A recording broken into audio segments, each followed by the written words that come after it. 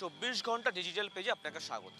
স্বাস্থ্যই সম্পদ, সুতরাং মানুষ যোগামুখী ব্যায়ামমুখী হচ্ছেন। তো এইবার আন্তর্জাতিক যোগা দিবস পালন হচ্ছে পশ্চিমবঙ্গে, সেটা আপনারা সবাই জানেন। এবং সেইটা পালন হচ্ছে কোথায়? কলকাতা রেড রোডে। সেই ছবিটা আপনারা দেখুন।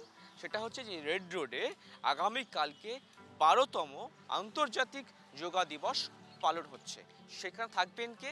থাকবেন দেশের প্রধানমন্ত্রী নরেন্দ্র মোদী, এবং থাকবেন রাজ্যের মুখ্যমন্ত্রী, থাকবেন অন্যান্য ভিআইপি গণ, যারা আগামীকালকে এই যোগা দিবসে অংশ নেবেন। তার জন্য কিন্তু শেষ লগ্নের বা শেষ টাইমের প্রস্তুতি চলছে। এবং এটা এক্সিট গেট দেখতে পাচ্ছেন, এন্ট্রি গেট দিয়ে তারা ঢুকবেন এবং এটা দিয়ে তারা বেরোবেন। এটা হচ্ছে রুট ম্যাপ। তো সরকার আশঙ্কা করছেন, তারা ভাবছেন, এটা গত বছর যেহেতু অন্ধ্রপ্রদেশে পালন হয়েছিল এবং সেইখানে লক্ষ লক্ষ মানুষের ভিড় হয়েছিল, সমাগম হয়েছিল, সেটা এইবার এই কলকাতাতে পশ্চিমবঙ্গে কিন্তু যে অনেক মানুষ, লক্ষ লক্ষ মানুষের সমাগম হবে আগামীকালকে, সেই কথা মাথায় রেখে ভিআইপিদের এবং দেশের প্রধানমন্ত্রী সবার জন্যই কিন্তু বিশেষ নিরাপত্তা বলায় বেষ্টনীতে মুড়ে ফেলা হয়েছে। অর্থাৎ রেস্ট্রিকশন দেওয়া হয়েছে যে কে কোথায় ঢুকতে পারবেন, কোথায় পারবেন না, সম্পূর্ণভাবে নিয়ন্ত্রণ করা হচ্ছে পুলিশের তরফ থেকে। আগামীকালকে সেই যোগা দিবস। রাজনৈতিক মহলে একটা ব্যাখ্যা রয়েছে এইখানেও।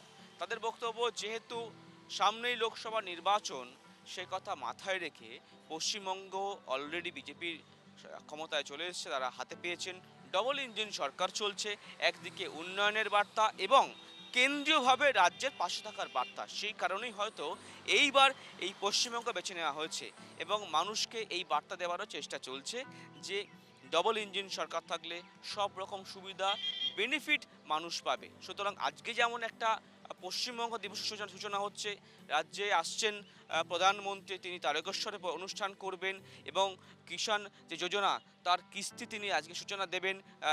সেই জায়গা দাঁড়িয়ে যেমন পশ্চিমবঙ্গ যোগ দিবসে পালন হচ্ছে, সেই সময় কিন্তু যোগ দিবসও পালন হবে। তাই যোগ দিবস পালন হওয়ার জন্য আগামীকালকে এই রেড রোডে অনেক মানুষ তারা অংশ নেবেন।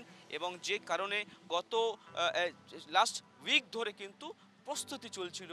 রাজ্যের মুখ্যমন্ত্রী শুভেন্দু অধিকারী, তিনিও গতকালকে আমরা দেখলাম তিনি যোগা করছেন, অন্যান্য মন্ত্রীগণ তারাও যোগা করছেন এবং ফাইনাল টাচ আগামীকাল। সুতরাং আগামীকালকে প্রধানমন্ত্রীর পাশে বসে রাজ্যের মুখ্যমন্ত্রী এবং অন্যান্য মন্ত্রীরা তারা কিন্তু যোগ দিবস পালন করবেন। পার্থ পল্লবের সঙ্গে গণবংশ, জি 24 ঘন্টা, কলকাতা।